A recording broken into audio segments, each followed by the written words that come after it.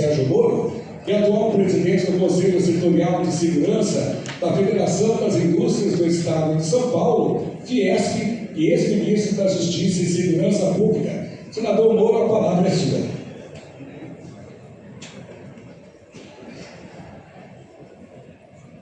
Bom dia a todos. Primeiro, eu queria saudar os organizadores desse evento, Instituto Carga Segura, parabenizar o Júlio pela sua realização, também o delegado Reinaldo, destacar igualmente aqui a ADEBOL como organização que montou esse evento, parabenizando o delegado Adriano.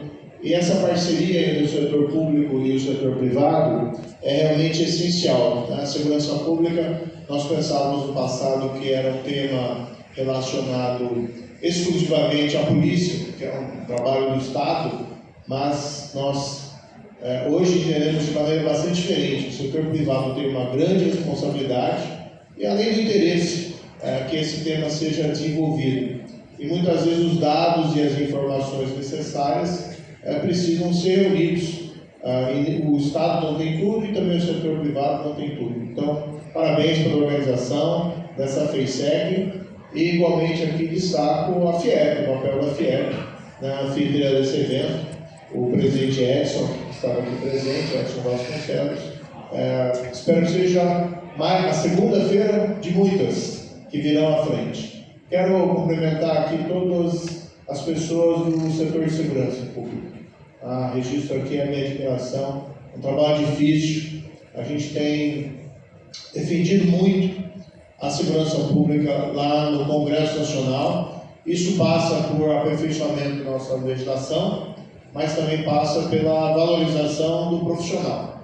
Parece que o Brasil despertou para esse tema, a importância desse tema mais recentemente. Infelizmente teve que morrer 6 policiais lá no Rio de Janeiro, numa batalha campal com criminosos, para que o tema ganhasse a atenção que merece dentro do noticiário nacional. Quero cumprimentar também todo o pessoal do setor privado aqui presente, que também interage com a área da segurança pública, providenciando esses equipamentos. Esse tema da inovação e da tecnologia são fundamentais. Hoje em dia, com o desenvolvimento dessa tecnologia, é incrível como a gente ainda tem índices de violência tão graves, tão elevados no Brasil, sinal de que não estamos aproveitando esse potencial de maneira adequada. Temos hoje câmeras de vigilância, temos provas forenses. Está aqui o presidente da Polícia Científica também do Paraná, que fazem aqui um grande trabalho, o Torcilas, os bombeiros militares, todos. O pessoal da Polícia Rodoviária Federal, o secretário lá de Minas Gerais. Já ouvi muito falar do senhor, do trabalho do senhor, parabéns. Enfim, precisamos aproveitar mais essa área da tecnologia e da inovação. Pediram para falar um pouquinho sobre o que a gente está fazendo lá no Congresso Nacional. E, para a nossa sorte ou providência, hoje foi interessante que foi aprovada, publicada uma lei, a 15.272, que é um projeto que eu relatei no Senado.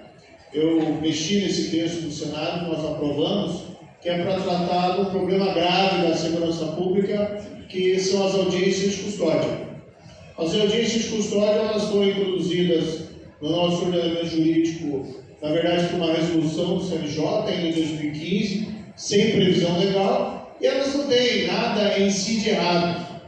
No fundo, o que é audiência de custódia?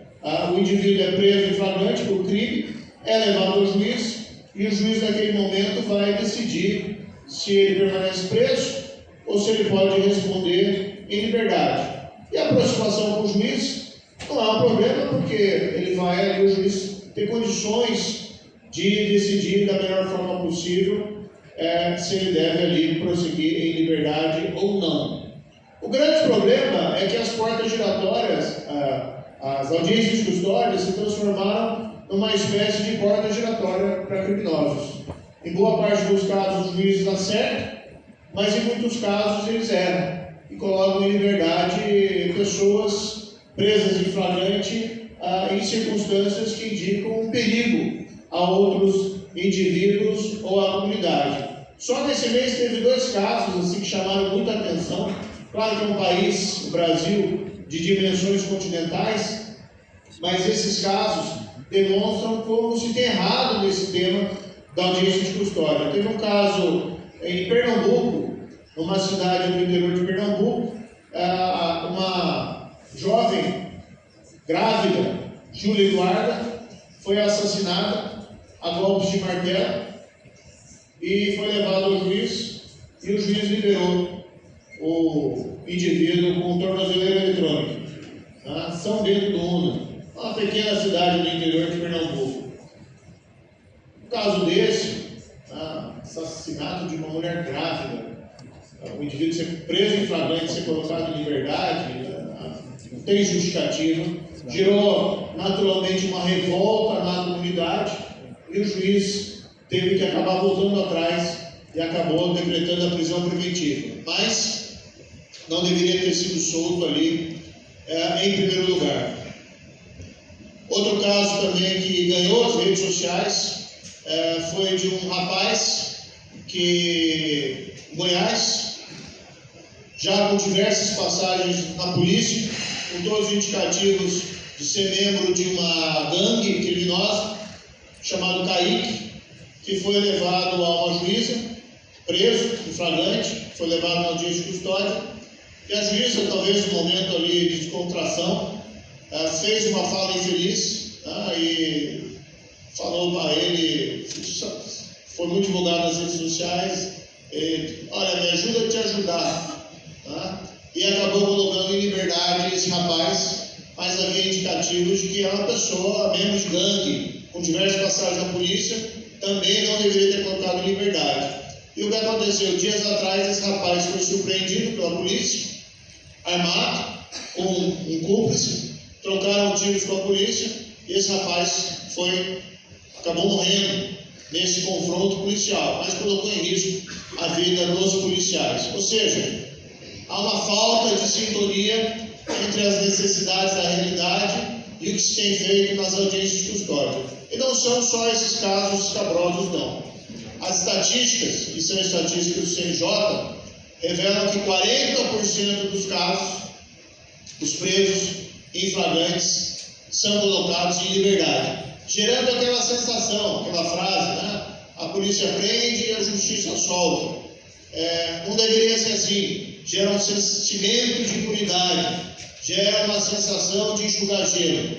Aqui eu trouxe os dados, são apenas dados do Paraná, não são dados aqui nacionais, mas mostrar como está a situação. Esses dados são de agosto de 2024 até outubro desse ano. Foram 46.809 audiências de custódia.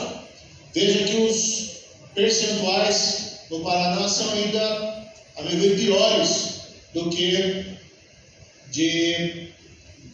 do resto do país. A fonte aqui é uma reportagem da IPC, no começo desse mês, que gerou uma grande atenção aqui no nosso estado. Veja que 28 mil desses 46 mil foram liberados, ou seja, 60% dos presos em flagrantes colocados em liberdade. Alguns dados específicos: tráfico de drogas, 51% colocados em liberdade. Crimes de trânsito, aqui até talvez se justifique um percentual menor, a depender do crime de trânsito, 93% colocados em liberdade.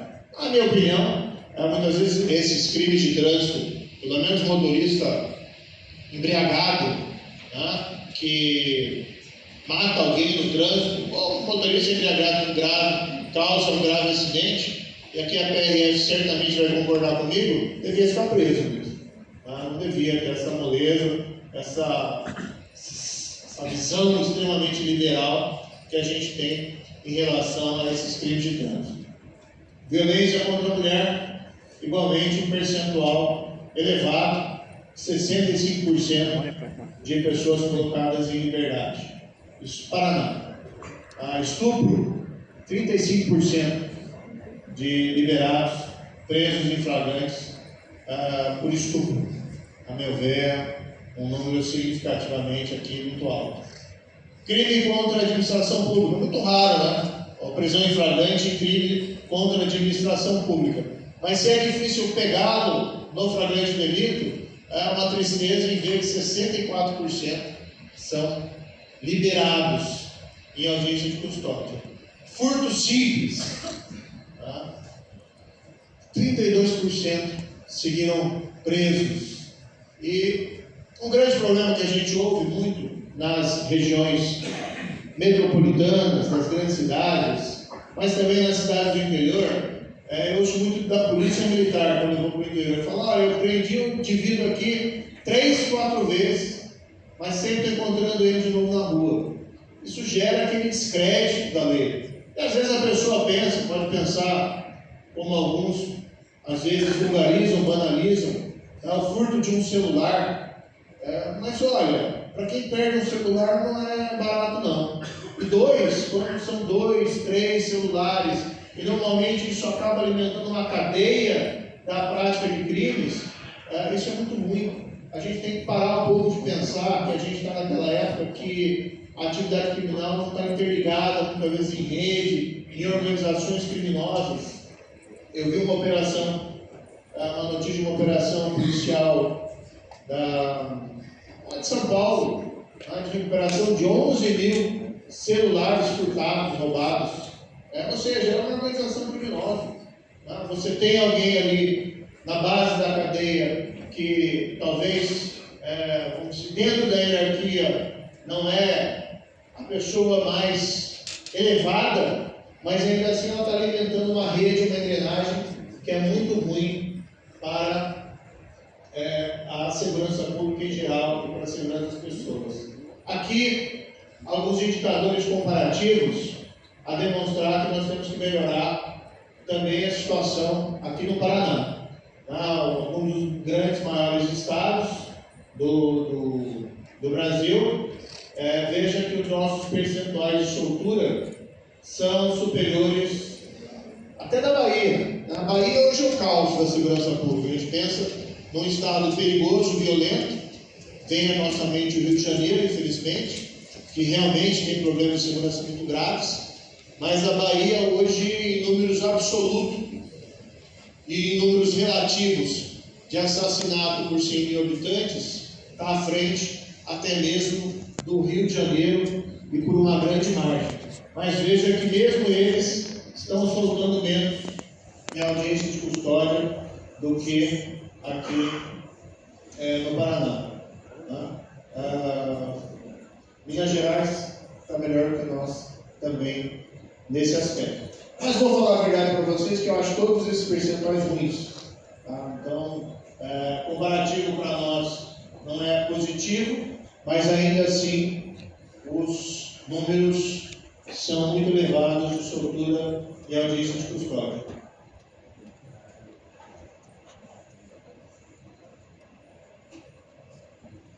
Aí tinha um outro arquivo, talvez. Não sei se colocar.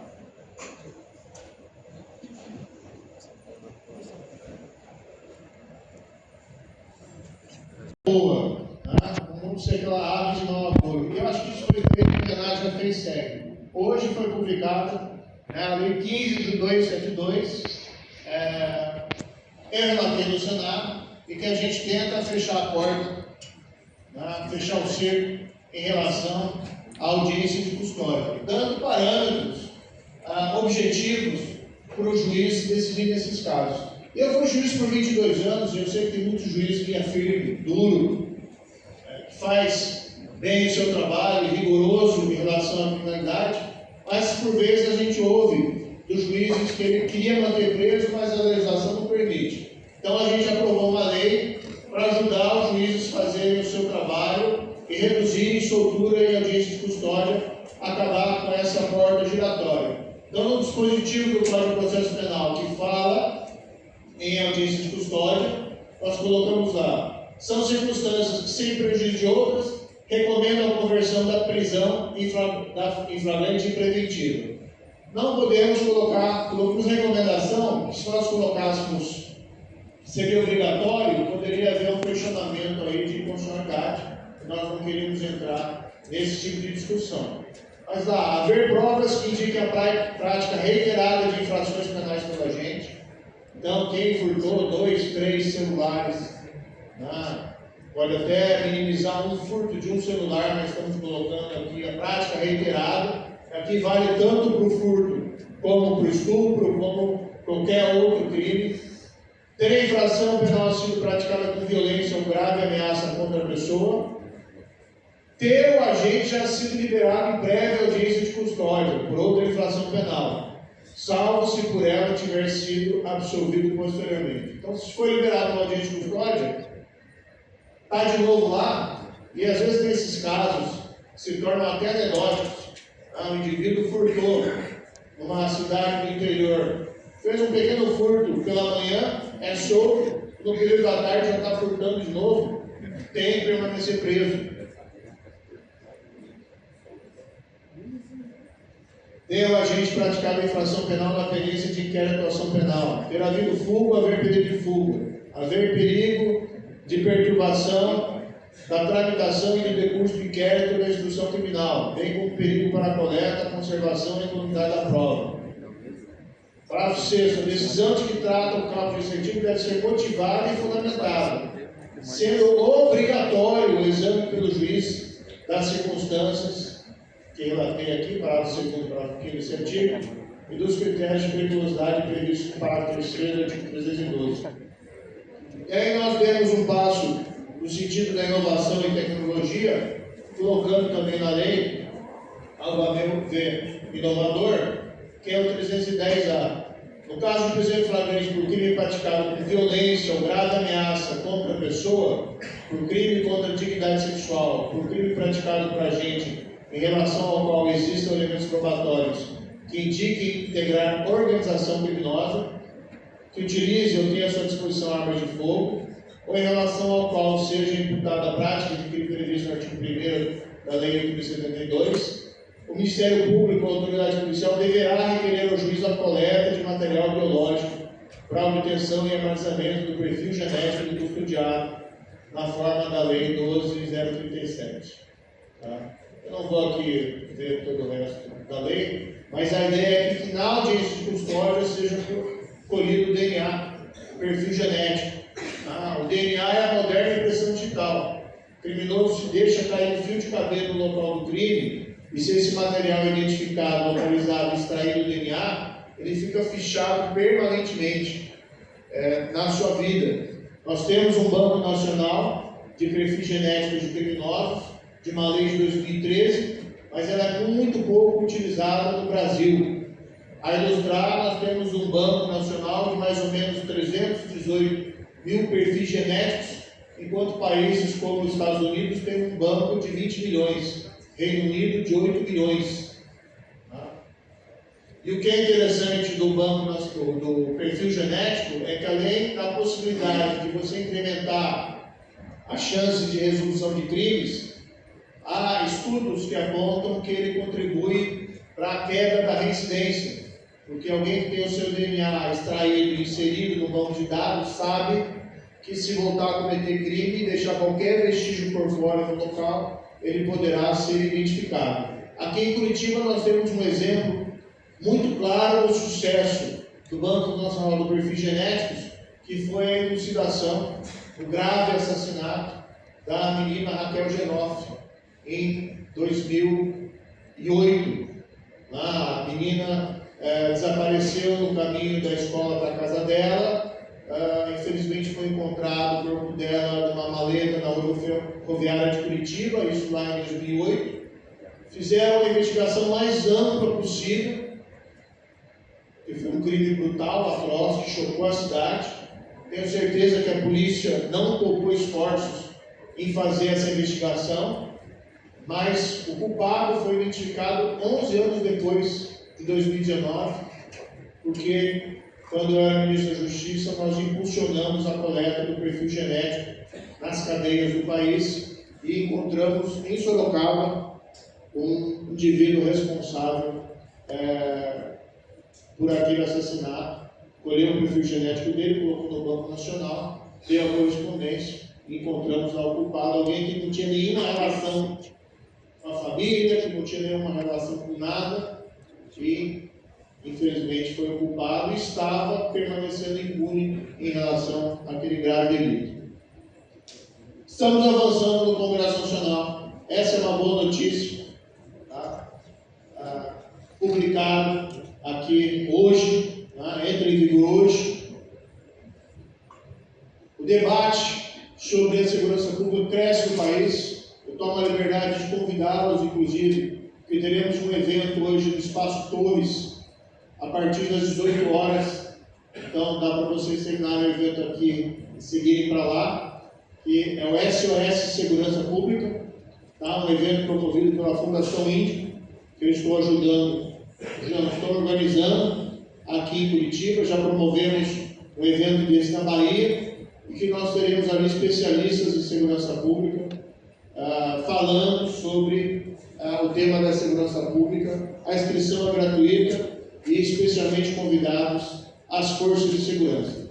No Congresso Nacional, continuamos lá trabalhando por esse tema da segurança pública. E, por mais que seja difícil tratar desse tema, e a gente sabe que no Brasil tem uma visão muitas vezes equivocada sobre o problema da segurança pública, como se prender não resolve nada, resolve sim, tirar o tempo de circulação, resolve bem, e tiver pena prolongada, resolve mais ainda, porque fica bastante tempo na prisão, sem cometer os crimes. Precisamos controlar as prisões, isso não significa abrir as portas delas, mas sim instaurar disciplina e controle ali dentro.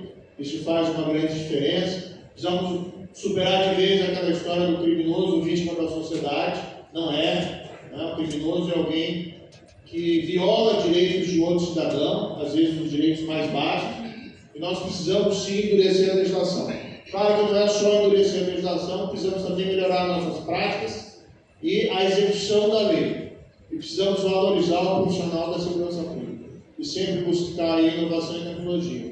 Mas fico feliz hoje de pelo menos trazer, ser portador de uma boa notícia, que é uma lei que avança pelo caminho. E eventos como esse, da FEISEG, feito aqui pela DEPOL, pelo Instituto Carga Segura, também nos mostram que a gente não está sozinho. Tem muita gente discutindo esse tema e que a gente tem chance, sim, de evoluir para frente. Olha, podem sempre contar com esse senador para trabalhar as causas da segurança pública lá no Congresso Nacional. Fui o relator desse projeto. Confesso que em determinados momentos fiquei na dúvida se seria de fato aprovado, chegar ao final.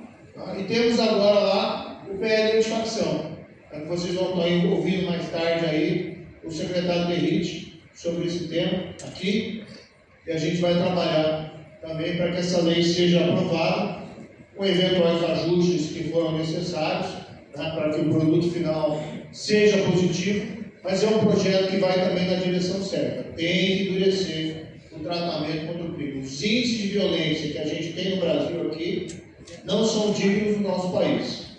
Não são uma coisa normal. Mesmo em relação à América Latina, nossos índices são péssimos.